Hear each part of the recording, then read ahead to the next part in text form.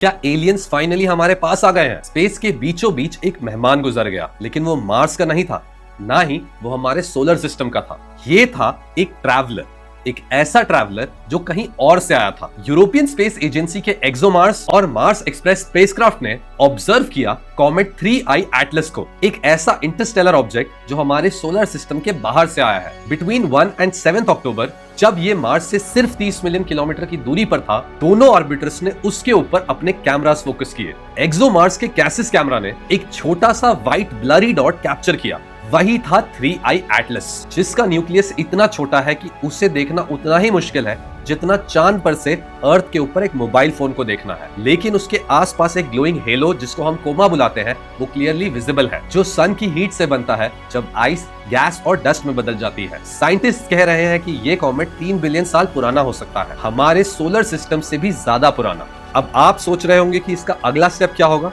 तो basically ESA का juice orbiter इसको दोबारा कैप्चर करेगा जब ये सन के करीब होगा, और अगर सब कुछ सही रहा तो 2029 में कॉमेट इंटरसेप्टर मिशन किसी इंटरस्टेलर ऑब्जेक्ट से मिलने जा सकता है। एंड हाँ, ये कोई मूवी नहीं, स्पेस हिस्ट्री है, और 3I एटलस उसका मैसेंजर है, जो एक पुरानी कहानी लेकर आया है एक किसी पुराने स्टार सिस्टम से।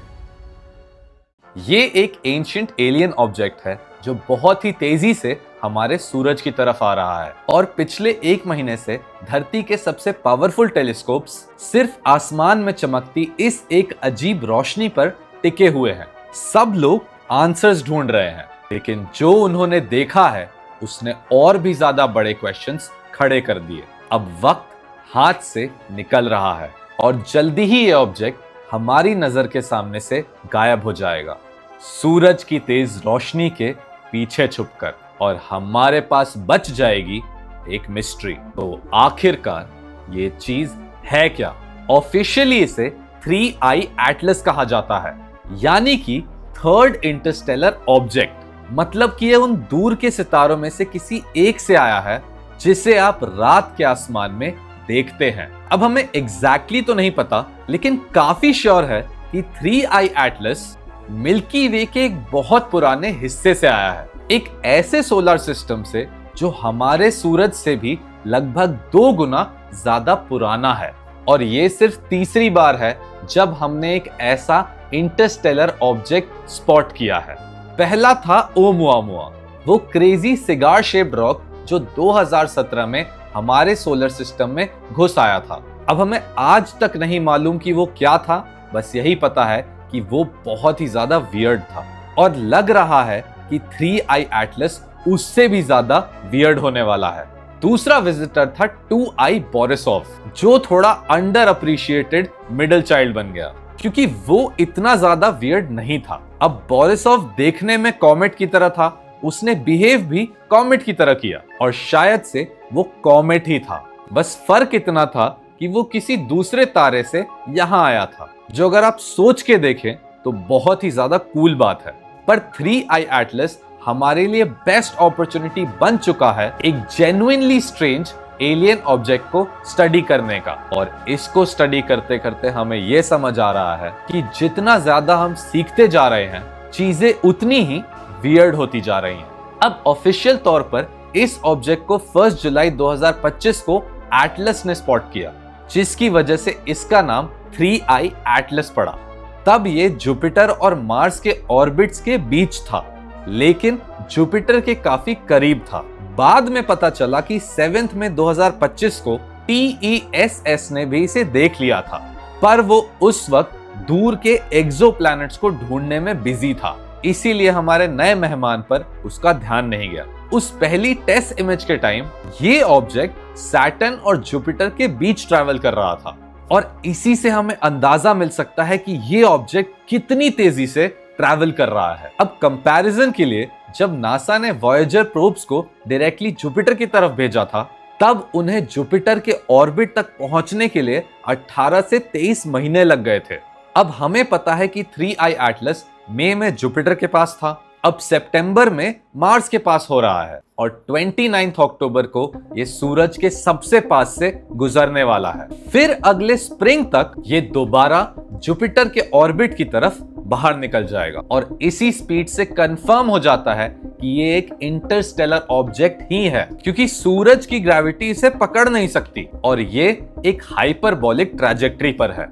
अब टेस वाली ऑब्जर्वेशन में सबसे अजीब बात थी कि जब 3i एटलस जुपिटर के बाहर था तब भी वो काफी ज्यादा ब्राइट दिख रहा था और टेस के 3 वीक ऑब्जर्वेशन विंडो में वो और भी ज्यादा ब्राइट हो गया। अब ये थोड़ा वियर्ड है, कम से कम उन कॉमेट्स के कंपैरिजन में जिन्हें हम आमतौर पर देखते हैं। अब टिपिकली कॉमेट्स बड़े आइस के टुकड़े होते हैं, फ्रोजन वाटर जिसमें रॉक, डस्ट और गैस मिक्स्ड होता है, और जब ये सूरज के पास आते हैं तो गर्म होकर सब्लिमेशन करते हैं, क्योंकि स्पेस के वैक्यूम में लिक्विड फॉर्म पॉसिबल नहीं होता। आइस सीधा गैस में बदलता है। इसी गैस से कॉमेट के आसपास एक ब्राइट फजी हेलो बनता है जिसे हम कोमा कहते हैं। अब यहां पर एक इंपॉर्टेंट पॉइंट नोट करने वाला है। हमारे टिपिकल वाटर आइस कॉमेट्स को कोमा डेवलप करने के लिए इतना वार्म्थ तभी मिलता है जब वो जुपिटर के ऑर्बिट के अंदर एस्टेरॉइड बेल्ट की तरफ आते हैं। लेकिन 7 मई को जब टेस ने 3i एटलस को देखा, वो जुपिटर की दूसरी तरफ बिल्कुल ही बाहर था। फिर भी वो ऑलरेडी सुपर ब्राइट था और डेली ब्राइटर से ब्राइटर होता जा रहा था।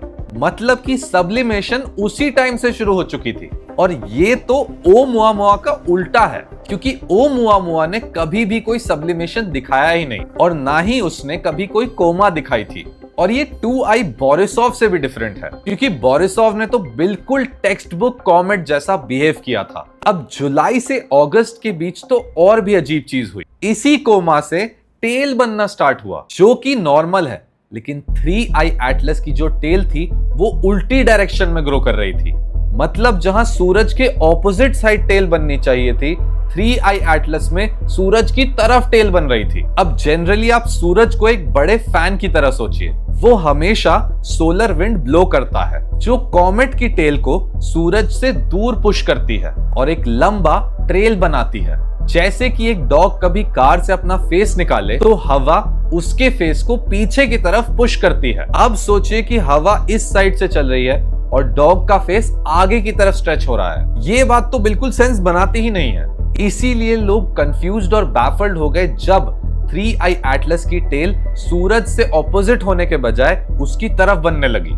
इन्हीं सवालों की वजह से दुनिया के सबसे पावरफुल टेलीस्कोप्स सीधा 3i एटलस की तरफ पॉइंट किए गए। Hubble, James Webb sphere x और टेस को भी दोबारा लगाया गया। नासा के सबसे एडवांस्ड ऑब्जर्वेटरी ने अब तक का बेस्ट इंसाइट दिया है कि 3i एटलस एक्चुअली है क्या। अब आंसर्स तो मिले पर नए सवाल भी।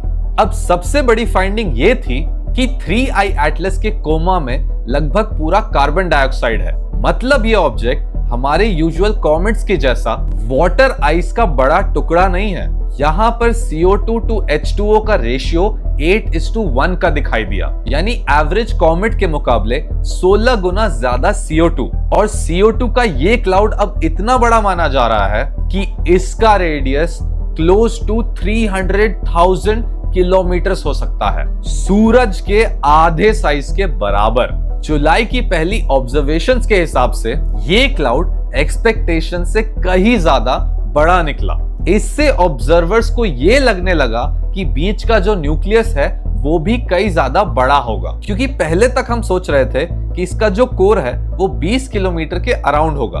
फिर एस्टिमेट 11 किलोमीटर तक आ गया और अब नए डेटा के हिसाब से ये 46 किलोमीटर से भी ज्यादा हो सकता है। अब ये बड़ा तो है लेकिन ह्यूज नहीं है। हमारे सोलर सिस्टम में 100+ किलोमीटर से बड़े कोर्स भी देखने को मिले हैं, लेकिन इतना ज्यादा CO2 और इतना कम वाटर ये कभी नहीं देखा।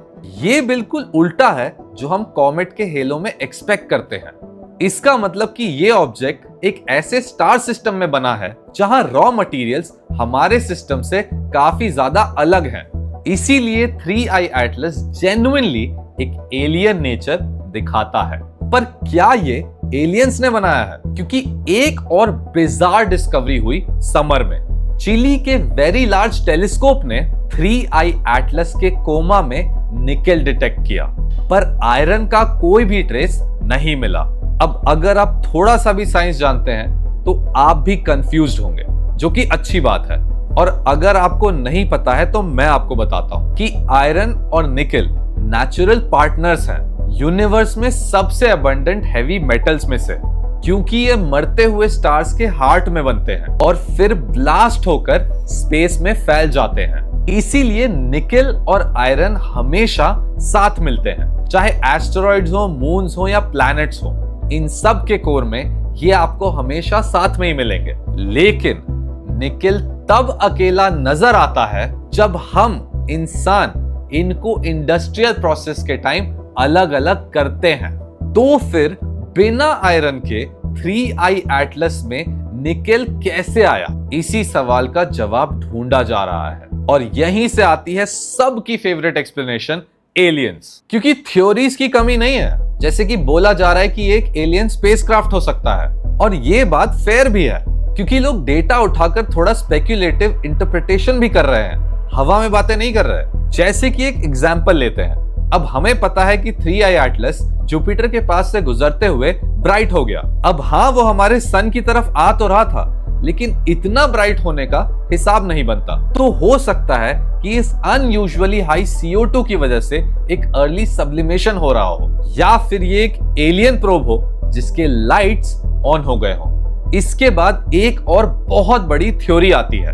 3I एटलस के इर्द गिर्द CO2 का इतना बड़ा क्लाउड इसलिए है क्योंकि ये एक जाइंट एलियन स्पेसशिप है जिसमें कि लिविंग ऑर्गेनिजम्स रहते हैं जो कि हमारी तरह CO2 एक्सहेल करते हैं और वो अपना वेस्ट स्पेस में वेंट कर रहे हैं। और कुछ लोग तो ये भी कहते हैं कि 3I एटलस खुद एक लिविंग ऑर्गेनिज्म है जो स्पेस में आगे बढ़ते हुए डस्ट और गैस कंज्यूम करता है और CO2 बाय प्रोडक्ट के रूप में रिलीज करता है। और क्या आपको पता है कि इसमें सबसे कूल पार्ट क्या है? कि कोई भी 100% सर्टेनिटी से ये कह ही नहीं सकता कि ये एलियन वाली थ्योरीज गलत है। प्रोबेबली ये सही भी हो सकती हैं, क्योंकि निकेल वाली फाइंडिंग पर भी कोई फाइनल आंसर तो है ही नहीं। तो आप ये बिल्कुल भी नहीं कह सकते कि ये एक आर्टिफिशियली डेवलप्ड एलियन स्पेसशिप नहीं है। अब अगेन प्रोबेबली ये नहीं होगा, पर इसीलिए साइंटिस्ट्स और एस्ट्रोनॉमर्स जितनी जल्दी हो सके 3I एटलस के बारे में ज्यादा से ज्यादा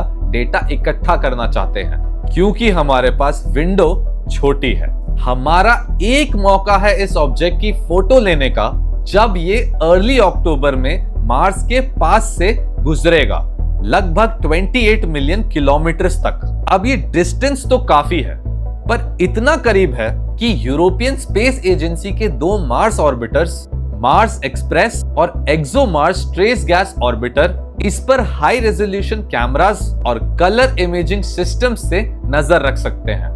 अब कोई खूबसूरत क्लोजअप तो नहीं मिलेगा, पर इतनी रेजोल्यूशन हो सकती है कि हम आसपास के गैस क्लाउड और अंदर के कोर ऑब्जेक्ट को अलग अलग देख सके एंड शायद हमें उसके कोर के शेप का एक आइडिया मिल जाए।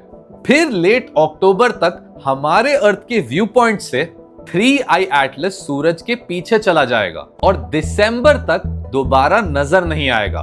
तब तक ये सोलर सिस्टम से बाहर की तरफ वापस निकल रहा होगा।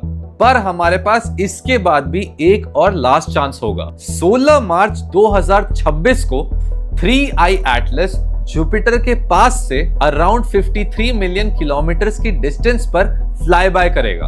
अब डिस्टेंस तो अभी भी दूर है, पर जुपिटर के ऑर्बिट में हमारे पास अभी भी एक एक्टिव प्रोब है जिसका नाम है जूनो। ये पुराना स्पेसक्राफ्ट 2016 से जुपिटर के ऑर्बिट में है और कितनी कोइंसिडेंस की बात है कि इसका साइंटिफिक मिशन सितंबर 2025 में खत्म होने वाला था।